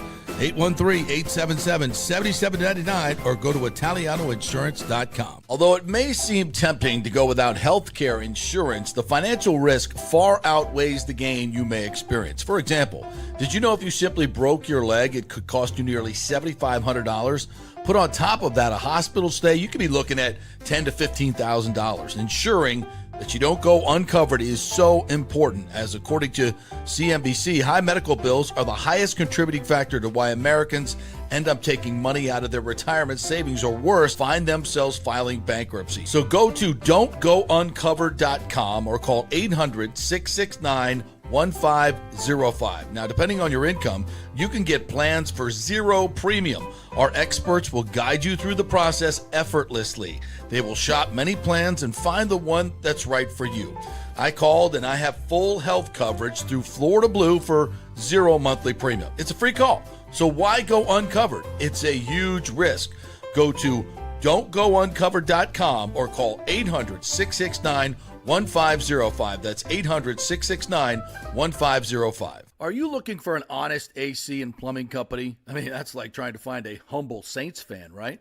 Well, try my friends at Third Generation AC and Plumbing Services. Been in business since 1995 here locally. And listen to what one of their customers said. Quote, the gentleman providing the service was exceptional, on time, knowledgeable, professional, and experienced. He was efficient, cleaned up behind himself, and did the work expeditiously. He not only repaired a sink, he repaired our toilet that was constantly running. We have used this company several times. They are awesome. Says it all, folks. Testimonials really say it all. Call 813-961-8024 for honest, fast service. 813-961-8024 or thirdgenerationplumbing.com. We also do AC. Let's go. Right now, back to the show on FanStream Sports. All right, welcome back to the JP Peterson Show. Friday, we got a big basketball game coming up tonight at Benchmark International Arena. Oh, the Lightning will not be playing. It's Florida State against Texas A&M, and the head basketball coach of Florida State, the pride of Clearwater Tornadoes, Luke Loucks, joining us here. What's up, Luke? How are you? I'm doing well, man. It's good to be back in Tampa. We're looking forward to the game tonight. I appreciate you guys having me on. Yeah, I guess you spent your Thanksgiving here at home, huh? Mm-hmm. Yeah. It was great. We had a team meal last night at Jackson's Bistro right across the street. We were at American Social the night before. Some big time Knowles run those places, so popped in with the team there. We had a great meal. Families were in town, coaches. It was good. It was good to celebrate Thanksgiving, kind of my backyard. And I have a ton of family spread throughout Central Florida, so they're all coming down from the game. You know, they're driving in right now. So I'm trying to keep them at an arm's distance because I know, you know, when family gets in town, it can be a good distraction, but a distraction. So they're all going to show up at the hotel and hopefully leave me alone a little bit so I can prepare for the game. Well, I'm walking to my Lightning gig on Wednesday over by Jackson's, and I see these tall guys walking across the bridge in their Florida State gear, and I'm like, what's up, boys? Go Noles. Yeah, I'm there. So you guys have been in town for a while. It's great to have you here, and hopefully we'll have a big crowd tonight. By the way, Noles, go to Ticketmaster, get your tickets right now for tonight's game against Texas A&M. By the way, Luke, the guy you see on the other side, that really ugly guy, he's the Texas A&M guy. His dad played football for Bear Bryant at Texas A&M. So We're going to have a little wager. We haven't figured it out yet. So maybe you suggest something. I don't know. Yeah. I don't know if coaching and getting into betting and wagers. JP, what are you trying to do here? I'm going to stay out of that. JP set me up, man. I'm going to stay Gassers. out of that one. How about gassers? Loser has to do Luke Loucks gassers, and Luke will coach you through the gas. That's what it'll be. So I don't want to see me running, Luke. So let's make sure we get a dub tonight, okay? That works for me. All right, so let's get into the. You guys are 5-1. I watched the whole FSU Florida game down there in Gainesville. You guys had them down 5 or 7 in the second half. You played really, really well. I love the type of basketball you guys are playing. Just give us a little rundown on what you've seen so far from your team and how far along in the process you are as far as installing everything, get them to play the way you want them to play. Yeah, but that Florida game still hurts me. Yeah, I think we were an 18 or 20 point underdog going into that game, and we ended up losing by 2. And to me, we had them. We had them on the ropes, and they went on one big. I think it was a 14-2 run in the second half. We clawed our way back in and made it the game, but they're a good team. And I feel like we're a good team too. We're going to be able to compete with anyone in the country, with our style and how fast we play and, the volume of threes, and defensively we create a lot of turnovers and score off those turnovers. So, I like where we're at. I don't think we're ahead or behind of where I expected. This team's going to keep getting better. We have a lot of good pieces. We have 6 seniors that really know what they're doing. But for even the seniors, this is the first time playing this style. So it takes time. It takes your body getting into great shape because it's a relentless style. That's a pace that not a lot of these guys are used to playing. But these guys work well together. Putting together a roster is always a puzzle, and I feel like our pieces fit together really well. But it's going to keep taking time. We'll keep improving, individually with our player development program. We're running this like an NBA team, with our nutrition, our strength. We focus on the individual before the team. Of everyone has different things they need to work on. If you're working on the same thing with everyone, you're probably wrong as a coach.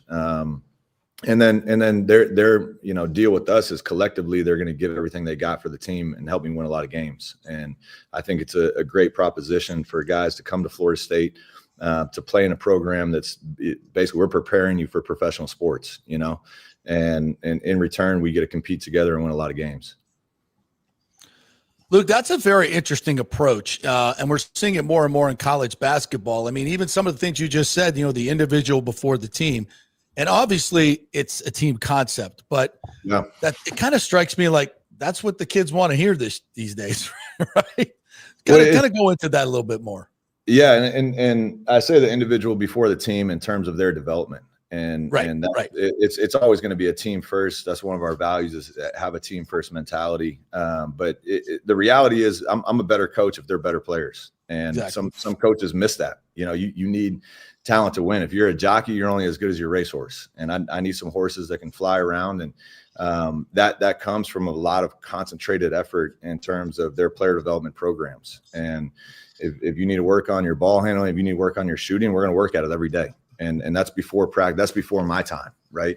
And then once it's my time, we form our team. And that's where you have a team first mentality. It's always, how can I help the next guy? And it's contagious. And I think so far our guys are doing that at a really high level, really for just getting to know each other in the last few months. Timmy, you want to jump in here? Yeah, Luke, you guys are off to a good start, 5-1. The Aggies are off to a good start. They're 5-2. They've posted back-to-back 100-point games. Their offense is coming together. Had turnover at head coach. Got a new head coach for the Aggies coming in. Like most teams, got a lot of turnover from the transfer portal this offseason. They're finding their footing defensively. They're outstanding on defense right now. I think they're pulling close to 20 turnovers a game and cashing in on those turnovers. How do you coach your guys up to hang on to the ball against a defense like this? Yeah, you got to attack. It's interesting. Bucky, we have the same agent. We're both obviously young coaches. We're both first-time head coaches at this level. Bucky's, been coaching at the college level for a while. I've been at the NBA level. But we watching each other. So I talked to him this morning after our shoot around with our agent. We just kind of ran into each other, and we both said it. It's like a mirror image of each other's teams. We believe in a lot of the same things offensively. We both like to score the ball. I'd say generally we're both known as offensive coaches, but our defenses are out ahead of our offense right now. And I think we might have fallen down to number 2. We were number 1 in the nation of forcing turnovers. I know Texas A&M is a top 25 team at forcing turnovers and capitalizing. So it's going to be a chaotic game. It's going to be a frenzy. It's going to be really what boils down to your question is who can take care of the ball better. To me, I'm a big believer. And when you get pressed and blitzed and trapped, your instinct is to be hesitant and to go on your heels and backpedal. What we're trying to get our guys to do is attack. And if you attack with a mentality, if I got 2 guys on me, first of all, someone's open, and then we have an immediate advantage. And not only do you keep that advantage, you capitalize on it. You can destroy presses and traps. Now you're going to turn it over at times. It's part of the game. But to me, the team that controls the possession battle will win this game. And we're going to press just like Texas A&M presses. It might be a first to 100 points tonight with the style we play. But to me, the team that takes care of the ball tonight will win the game. Yeah, I said to JP before you came on a little bit earlier in the show when we were talking about this, I said, man, it's still early in the college basketball season, but if you want one of the better matchups early in the season, this is it. And I'm telling everybody in Tampa to get out the benchmark because this could be an epic one here very, very early in the season, and I'm real excited to watch it. Yeah, no, I appreciate it, and I hope we have a good crowd tonight. We haven't played a game in Tampa since 2017. And obviously, wow. I'm a little biased because it's my backyard, and I grew up in Clearwater and was in Tampa, basically my whole childhood playing football and playing basketball. So it was something that I had on my agenda to get us back playing in Tampa, and hopefully we can do it every year. There's so many Noles in Tampa, but also to bring a great opponent every year. We have Texas A&M this year. It's going to be a high, fast-paced game. They're going to be a good team this year. Hopefully we are too. And then going on to next year, we're going to try to get another big opponent. Might end up being Houston, a perennial top 5 team in the country. But kind of just keep bringing great opponents into Tampa in our backyard and get this thing rolling for all of our Central Florida fans. The last time the Aggies beat the Seminoles, 1956 in Tallahassee. I think JP, that was his senior year with the Seminoles. I was on the radio network at that, but me and Deckerhoff were calling our first year. Luke, you may not know this, but I worked with Deckerhoff when we first got into the ACC.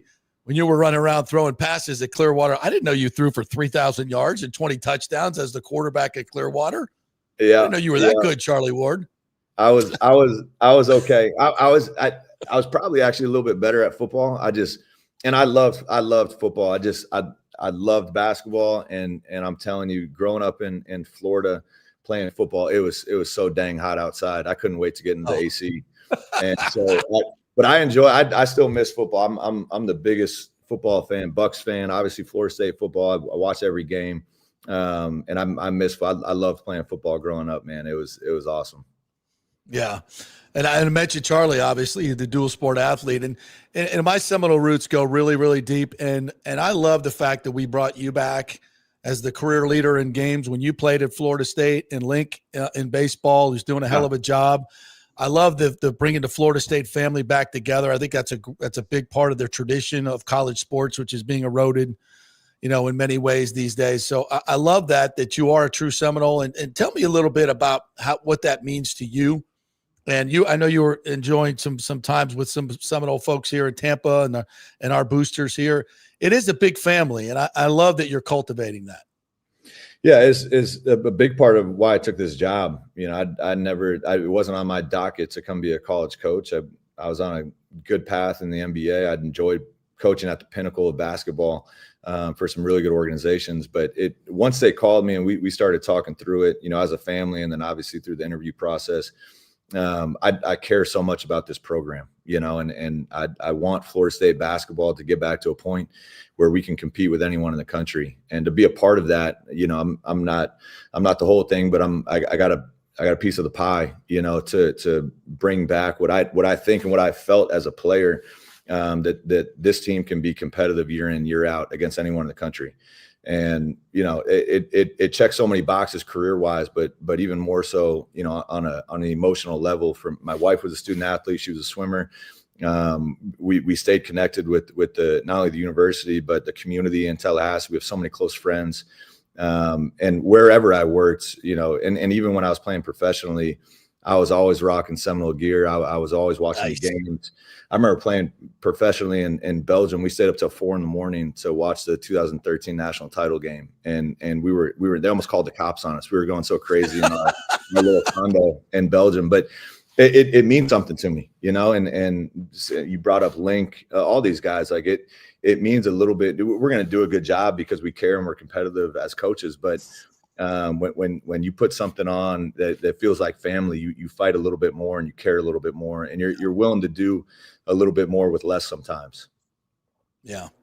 Well, I truly appreciate you jumping on with us, and let's make a habit of this. We love Florida State. We love here in Tampa. I think we're the leading voice for Florida State. I know we are. So we got a lot of Seminoles that watch, that pay attention. So really appreciate you. Looking forward to watching your team tonight and making this an annual thing. I didn't know that, and we will do our very best to make sure we've been pumping it up all week. We're going to do it even more as the years go on and be supporting Seminole basketball. So we really appreciate you jumping on, Luke. No, I appreciate you guys having me on, man. We're gonna have a good game tonight, and hopefully we can keep this thing rolling for a few years to come. So thank you guys. Gonna break that scoreboard. I'm not saying I'm taking 100%. The over, but I might be taking the over. Yeah. Here we go. Back to betting. Here we go. Well, if you can, send me your post practice condition list. Yeah. So whoever loses this, and we'll send you a video of whatever one of us is throwing up about a quarter of the way through it. So this is a real bet. It's on. So send me the conditioning list. I can't wait to see him run. Appreciate you guys. Thank you. Thanks, Luke. All right. There he goes. Oh, God. After what I ate yesterday. Are you prepared for this? No. You prepared for 10 gassers? I have no connective tissue in either one of my knees. Oh, here we go. I had open heart surgery 5 years ago. You better damn well hope that your Aggies win tonight. That's all I'm saying. It's all Aggies, man. Let's watch out. I didn't want to say it in front of Luke, but he's in for a rolling tonight. I mean, I've bet on some games before, but I don't think I'll be rooting any harder than I ever have to avoid this conditioning list that he's about to send us. I mean, I'll post it, and we'll say, okay, will Timmy be able to handle this if the Noles win? Well, I'll be able to handle it if the Aggies win. I have asthma, JP. Here we go. Tell me what Jimmy Johnson told that the player in 94 in training camp. The asthma field's over there, and then he cut him the next day. The asthma. So that is a quote from Jimmy Johnson to one of his players. He said, "I can't run sprints, coach. I have asthma." He said, "The asthma field's over there," and then he cut him the next day.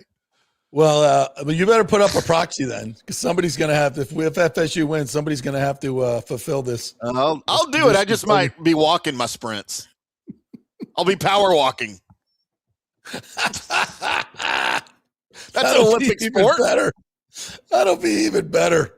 Oh Lord! I worked up a sweat just doing that. Let's see if we got any other things here. Michael LaRue says Baker looks good to go for Sunday, and Kalijah Cansey was spotted at practice doing some conditioning work. Here we go. They're all coming back, baby. Buck's basement, you're going to have to eat your words. I'm sure he gladly would. The Lightning have hit the ice for pregame warm-ups. The Red Wings and Braden Point is still out. Yes, the Lightning are getting ready. Yeah, don't worry about them. They're in Detroit. Bolts have won 5 in a row, looking for 6. So let's go Lightning. All right. Thank you guys for joining us here on this Black Friday. Appreciate you. You can go shopping now. Go to the Golden Diamond Source. Get that $1,000 gift card match to get to $2,000. Come on, guys. You kidding me? Get your butt over there. This day only. And then tomorrow and Sunday, $500 you can turn into $1,000 at the Golden Diamond Source. So do not forget that. Love you guys over there at the Golden Diamond Source. All of our sponsors. Thankful for all of you and all the Petermans as well. We will be back on Monday with more fun and frivolity. See you then.